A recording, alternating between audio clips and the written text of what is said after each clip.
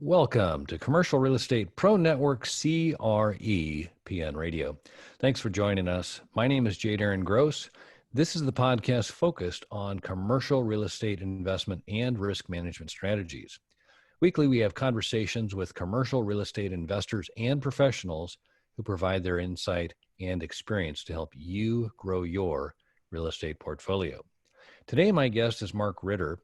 Mark is the CEO of MBFS and an expert in credit unions, real estate investment lending, and small business lending. His primary role at MBFS is leading company efforts to assist credit unions in making commercial loans and helping businesses and investors. And in just a minute, we're going to speak with Mark about how credit unions are a force you should not overlook when financing your commercial real estate. But first, a quick reminder, if you like our show, CREPN Radio, there are a couple things you can do to help. You can like, share, and subscribe. And as always, we'd love to hear from you. Please consider leaving a comment. Also, if you'd like to see how handsome our guests are, be sure to check out our YouTube channel. And on YouTube, we are Commercial Real Estate Pro Network. And if you're inclined, please consider subscribing. That's always the challenge, trying to grow the subscription and appeal to more real estate investors. With that, I want to welcome my guest, Mark. Welcome to CREPN Radio. Thank you for having me. Looking forward to the conversation. Likewise. And before we get into the meat of the conversation, Mark, if you could take just a minute and share with the listeners a little bit about your background. Sure. Like you said, my name's Mark Ritter. I'm the CEO of MBFS, and we are a company that's owned by 13 credit unions and work with credit unions all throughout the East Coast. I've been involved with credit unions for close to 20 years now, and it's just been involved in the business lending when this was a twinkle in somebody's eye and a microscopic level of business out there, and it hardly even existed. But before that, I was a banker, worked with some different companies, consulting with banks, and then grew up in Pennsylvania, lifelong Pennsylvania resident, other than a few years down south, and a graduate of Penn State, where I root for those Penn State Nittany Lions. All right. Well, the credit union, I grew up, my dad was a banker, and I don't know what the nature of it was, but I know there was, maybe it was a competitive thing, or we're better than you kind of a thing. I know in our house, there was always this nature of a distinction between banks, savings and loans, and credit unions. And I'm wondering if you could take just a minute and distinguish the difference between the credit unions and the other lending institutions. Sure. And it's like, as you said, there's a long history there between banks and credit unions. And I try to stay out of those battles just because I let Congress worry about those more than anything. But when you walk into a credit union or meet with your local credit union representative, it looks and feels just like just about any Main Street financial institution. We have checking accounts, we have credit cards, we have car loans and mortgages and investments and all those types of things that you have. But really what is different from that underlying structure is what a credit union is a cooperative. And it's owned by the members just like any other cooperative business. It's run by a board of directors who's elected by the members of the organization, and really the profits kind of go back into helping make it a stronger organization. So and credit unions it used to be maybe when you were growing up, it was the local teachers credit union or the local factories credit union. And they really tended to serve just that tight-knit group unless you were an immediate employee there. But you probably couldn't join. But that's probably been the biggest change in the past 15, 20 years is that credit unions are much more open to people from wider groups. And what happened about 20 years ago is so many people had credit union relationships. Well, and then maybe as they progress their life, they open up a business, they open up, start buying real estate, and they have this nice relationship, but they couldn't help out their credit union. So the law was finally changed that allowed that to expand and be open. But yeah, so that's kind of where we came into play and started building this up. But yeah, when you look at it the same, I hate to say it's a commodity, and sometimes commodity products are very boring. But really, we look at it as that cooperative difference helps makes the culture of the credit union network a little bit different. It's nice to work in an industry where nobody's out there protesting on the streets against their local credit unions as evil people. We're usually considered the good guys in this business. I can say from personal experience, I've used banks, savings and loans, and I actually have a commercial mortgage through a credit union, and I was pleasantly pleased at how easy and personable it felt. They easy to deal with and personable, and I can't say as a user that there's any distinguishable difference as far as the look and feel, like you mentioned. So I would agree with that. So you mentioned 20 years ago the laws changed. What was it? Congressional act that changed all that? It actually rolled back into the Federal Credit Union Act. That it did two things. It really made it clear that they wanted to open up the membership to multiple organizations or larger communities and allow many different groups to join into a credit union. And that's why you see, why a lot of the credit unions that you probably drive past in your neighborhood, if you really wanted to, you could probably go in and open an account. So that opened it up. And then in conjunction with that, they also opened up the commercial lending function, where it used to be very, very tightly regulated to the point where it was almost impractical. So, and that, like I said, that was about 20 years ago. And when I got into credit union business lending, here in Pennsylvania, we had $13 million in credit union commercial loans among every credit union. And almost all of that was for Amish credit unions. So it was a real narrow niche and hardly ever done. And today we have billions just here in Pennsylvania. And credit unions, each year we're funding about 25 billion in commercial loans. Oh, that's great. A great growth. Are you finding that real estate investors are more regularly thinking of credit unions for commercial lending? That's actually our biggest challenge, is being that top of mind choice. When you drive past your community bank, when you drive past the regional banks or the big banks, they all know that it's a choice. But credit unions in the United States have over 100 million members. So really, you're talking about a third of America belongs to a credit union, but they just don't think to maybe put that, when they're in the market, to go to that same place where they already have the relationship. And as you probably know, it's some of the easiest places and best places to get the terms are where you have that have that established relationship. So really, getting people to expand. Now, not every credit union does commercial lending. So sometimes maybe they have that membership at a credit union, but they don't do it. And they think, oh, credit unions don't do that. Where in the truth is maybe they just have to shift to somebody else to down the street or in the region. And that's really where we help out, is we're kind of an aggregator for credit unions, being owned by credit unions, helping drive the business. So, and sometimes credit unions are relatively small institutions compared to, your regional banks.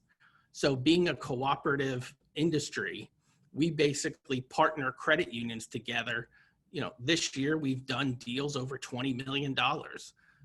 That's the anomaly. Our average deal maybe is a small balance real estate deal. It's very common to do deals of a couple $1 million in size. So, but maybe that local credit union can't fund the deal themselves. So, but it's a very cooperative industry that works together for real estate investors. So when you say your average deal size, you mentioned a lot of the small balance real estate stuff. Are you guys actually, do you hold the paper, or are you is this kind of a you put it through Fannie or Freddie, or Now, how does that? credit unions hold all their own paper. Okay. They really don't sell off to agencies. And I hate to say it, but the best years for credit unions are typically after a recession, because credit unions, they can sit down and talk with somebody about their transaction and make that decision based off of the facts. And credit unions are also, during a recession or tougher or softer times, are flush with cash. So they're looking to make loans, and they're looking to have those conversations with real estate investors so that they can get that deal done. Whereas maybe a larger institution, tends to have a box, and if it's in the box, that's great. And if it's out of the box, it doesn't work.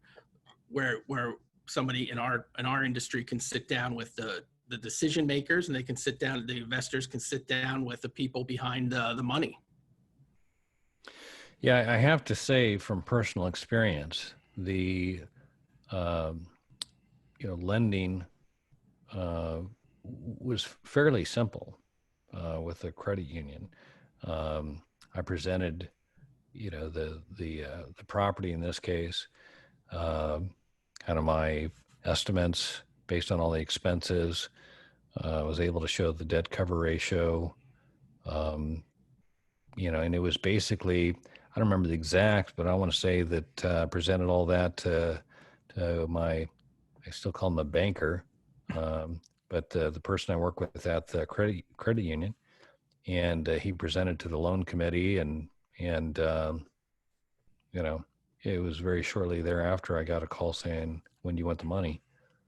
Yeah, they tend to be a much flatter organization, where that person that you talk with and working on the transaction isn't that far removed from the senior executives, so that everybody knows that conversation, and they're looking for those relationships to make that first deal and in the future. Yeah, and then even kind of what's been demonstrated during this the COVID crisis, I've seen just the value of those relationships and the ability to have a conversation, and to, whether it be rents or whatever the concern might be, if there was any issues, there was somebody that was available to talk with, as opposed to an 800 number or on hold or go to the website kind of a thing. That's good. So what are some challenges you find on connecting with investors to make them recognize the opportunity with a credit union? Once we usually get over that perception and choice, then it's a fairly easy conversation, because what we're selling is what a lot of people are looking for, in that people like that connection. They want those relationships directly with the lenders. They don't want to be merged through another institution and then move down the ladder. But there's over 5,000 credit unions in this country. So, and maybe a quarter of them are really active, hardcore lenders. Some of them just dabble, or maybe they're too small for this. So sometimes people have to weed their way through and find that nice fit for themselves, and not just kind of judge that first institution that they say and say, "Oh, credit unions don't do that." Much like banks, people tend to lump credit unions into this homogenous bucket, whereas maybe they don't do that with a bank. They think, "Oh, credit unions don't do this," or "Credit unions, this is how they do things." When in reality, there are many different distinct financial institutions. In many of the metro areas, they're billion-dollar plus institutions, which people don't think about. The largest in the country is over $100 billion in assets, and people still think of them as their credit union that's on the corner of the street. So getting over that perception and making us a choice is by far the hardest part of our job. Because credit unions tend to be friendly on fees, they tend to be friendly on terms. Federal credit unions can't charge a prepayment penalty. And that's in the Federal Credit Union Act. So things like that make us very friendly, that's good. But making a choice for somebody who maybe the more you've been in the more real estate you've had, the longer you've been in it. Maybe when you started out, credit unions weren't an option, but now we are. Yeah, and you mentioned the loan size. It didn't sound like there was really a limitation on that. Can you speak a little bit to kind of the range of loans you're able to do? Well, and that's what's nice with us being owned by many different credit unions and working with them. We do deals. Maybe it's the first property you've wanting to buy, and kind of get your feet wet in there, toes in the water. We do those types of loans and help build some small ones. Plus, we're in some major metro areas and do large scale traditional CRE deals up to 15, 20, $25 million that you never would really think a credit union could be in the ball game of. We like to be a lot of things to a lot of people. We do, your multifamily, we do owner occupied real estate, credit union, like we tend to be what I'll call Main Street and community lenders. When you say, what do we like to do? Well, they like to do what's in their marketplace to help out their community. That's what they like to do. So, and that's a nice experience as opposed to some financial institutions where you say, this is my box and it's either in or out. Yeah, I think the box underwriting is kind of one of the hazards of the bigger institutions, and especially the more computerized things get.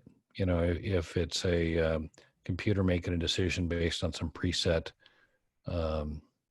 parameters, I've seen deals that make sense to me not make sense to the larger system, and so versus the ability to have a conversation with somebody and lay it out and talk through it, it seems like there's an opportunity there. If somebody is having a challenge, trying to get a loan from a lender, can you make a suggestion, or is that a good time to say, what about the credit union? Yeah, you're exactly right. That we really strive. Our products are nice, but my dollar spends the same dollar as everybody else. If you're having trouble having those conversations, if you're looking for more of that relationship where somebody can come out and see your property and your project and talk through it and meet with the credit team and meet with the credit decisions, you're a good fit for a credit union. If you're just looking for corporate, here's the box, this is what we do, that's it. Well, maybe we can see if we can help, but maybe there's other people out there who can do it the same as everybody else. But yeah, that's a perfect example of who we are and what we're looking to do. In today's world, credit unions are funding loans. Despite we're actually back in June, we were back to funding loans at the same pace we were prior to the pandemic. Wow. Do we ask a couple more questions? Absolutely. We're stewards of our members' money and for the institution. So we want to make smart decisions, but we're making those decisions and out there making money and making loans for people to push it out there. Let me ask you about rate. I think one of the things that I've seen happen a lot when I speak with real estate investors, and it depends a lot on where they're coming from. If they're used to getting a home loan, and then all of a sudden they're trying to buy a piece of commercial real estate, and they're used to having that conversation with the advertised rate, and thinking that they should have a certain rate. Um, but not understanding the difficulty to get that rate for the type of product that they're looking for. Can you speak a little bit to that? Because I think that's one of the things I've found that when I talk with people, um, their perception versus what they really want's the money. Yes. Uh, Yeah, and where we sometimes struggle the most with is maybe that newer real estate investor or somebody who's in the residential side looking for that same transaction that is that they have on their home. Even though you're buying a home or you're buying a 2-unit property, it's not the same. We're not selling these loans on the secondary market. It is a little bit more work, but it is a little bit higher of a rate. We try to be competitive on the rates and do things that are fair for the membership and for the borrower. But the rates are certainly in line with what you see everybody else. The one thing that we're proud of in the credit union is that we are lending our own money. We're not borrowing against it or hedging it. And so we have more flexibility since it's the credit union's own cash to manage that relationship as it goes on. This, as I mentioned, we don't have a prepayment penalty, and that's by design for federal credit unions. So when rates plummeted this year, credit unions could modify, and even last year, credit unions could modify their loans down because it's really that internal borrowed funds. They didn't borrow and match fund against it and have a yield premium that they have to maintain where there's a penalty on the back end. So our flexibility in being a cooperative structure allows us to be fair on rates, not just at closing, but as your project progresses in the future. I want to ask you a little bit more on that your money versus borrowed money. My understanding is that most banks, and again, this is kind of a very basic description, but based on what they have on deposit, then they're able to borrow at the federal level, and then that's the money they lend out. And based on the rate that they can borrow the money, then they increase that rate to when they lend it out, and it's that spread on that is essentially the way they're making their fees. Is that not the case with credit unions? Now, a credit union, almost every there's a couple rare exceptions out there, but in today's world, if for every dollar of credit union deposits, usually about 85 cents to 88 cents is lent out to borrowers. So it is indeed, it's not borrowed funds where they have a note to pay. It is just internal funds that they're lending against based off of the deposits of people that have accounts at the credit union. So they're not beholden to secondary markets, third-party investors, other loans that they have out there to their people. It's really, they can just sit back and, and unfortunately in today's world, those deposits don't pay a lot.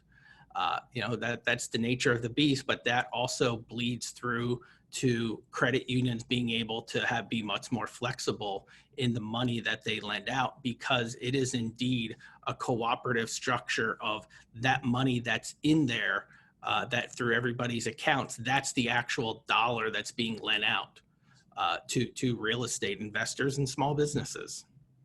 I didn't know that per se. I guess I didn't really thought it through, but that's interesting because that's always been kind of the model that I thought of a bank worked on, but I've clearly realized as of late that that's not the case at all.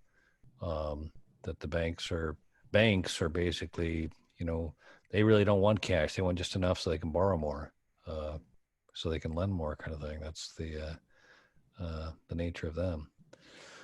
Well, that's good stuff. I appreciate you sharing that. And so, if you were to identify a prospective ideal borrower, could you sum up what a good candidate for a credit union would be based on the loan size and the property type?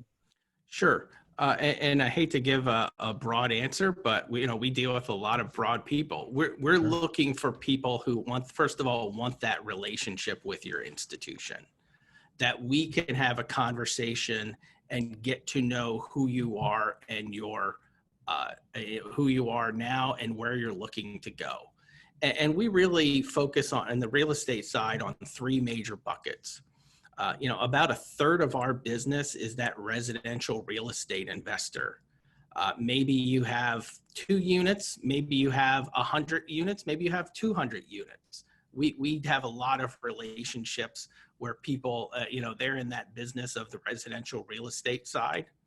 The other piece where we do a lot of is that owner occupied small business.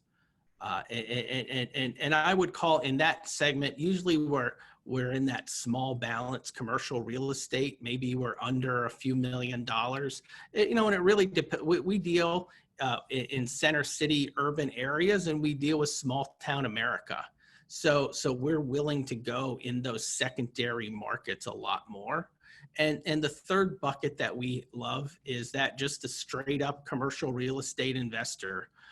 Maybe you have some different projects that are creditworthy, but there's an explanation behind them. We're good where we can talk to you on that piece. We're not looking to finance a Manhattan skyscraper, but there's a lot of apartment buildings and office buildings and medical offices, and maybe that average size in your portfolio is $2.5 million. We do those all day. Like I said, and we do some bigger ones and we'll do some smaller ones. So, and what we tend to do is, not all credit unions are homogenous. So we tend to talk to our people and try to match them up with somebody in their area that's lending that fits the scale on who they want to be and where they want to go in the future. No, that's great. That's great. Hey, Mark, if we could, I'd like to shift gears here for a second. As I mentioned to you earlier, by day I'm an insurance broker, and as such, I work with my clients to assess risk and determine what to do with it. And there's a couple of different strategies we typically consider. The first is we ask, can we avoid the risk? The next one we ask is, can we minimize the risk? And if we cannot avoid nor minimize the risk, we look to see if we can transfer the risk. And that's what an insurance policy is. And I like to ask my guest if they can identify what they consider to be the biggest risk. And what I'm looking for is kind of, if you can take a look at what your clients and or your business across that spectrum. And just to be clear, I'm not necessarily looking for an insurance related answer. But if you're willing, I'd like to ask you, Mark Ritter, what is the biggest risk? As a lender and people who like to lend money for your real estate investments, my biggest risk that we come across is kind of nothing to do with real estate. It has to do with the people behind it. When loans go bad in our cases, the vast majority of time, it has to do with the people behind it. Maybe you had something go on in your personal life. Maybe you had that vice that you have to get taken care of. Maybe sometimes some things are never enough, where you can't put the brakes on your growth. And because what happens is maybe when that personal life is out of whack, whether it be a substance, whether it be some values, whether it be too much spending, is that tends to cause people to take too much risk in their commercial real estate business, where their margins and window of error is much tighter. And then as soon as there's a bump in the road, things start to snowball. So that's why to manage that risk, we really want to get to know the people behind the transaction as much as the transaction itself. Because, if we have good people who manage their personal life and their expenditures all in a good manner, then you're much more prepared to manage the risk in your commercial real estate life. No, it makes a lot of sense. Kind of messy life it's hard to keep it all contained there. So that's unfortunately it's true, but I think that, I know as an insurance broker, there's a lot of those types of questions we look at as well. And, they don't always present themselves up front, but usually there's some clues when you get to the claim, as to you could see it coming when you put all the pieces back, when you look in the rearview mirror and see all the pieces there. So I can appreciate that. Mark, where can listeners go if they would like to learn more or connect with you? Sure. The easiest, if you're a real estate investor and want to get connected with a credit union, you can reach out to us at mbfs.org, mbfs.org. And if we don't have a credit union in your marketplace that can help you out, we have friends all over the country with other credit unions that we match you up with and get you pointed in the right direction. We're very active on LinkedIn. I'm a big LinkedIn user, Mark Ritter, or they can also look up Member Business Financial Services on LinkedIn. But the website's probably the easiest. Got it. Mark, I want to say thanks for taking the time to talk today. I've enjoyed it tremendously and learned a lot, and I hope we can do it again soon. Appreciate the conversation. Thank you. All right. For our listeners, if you like this episode, don't forget to like, share, and subscribe. Remember, the more you know, the more you grow. That's all we've got this week. Until next time, thanks for listening to Commercial Real Estate Pro Network's CREPN Radio.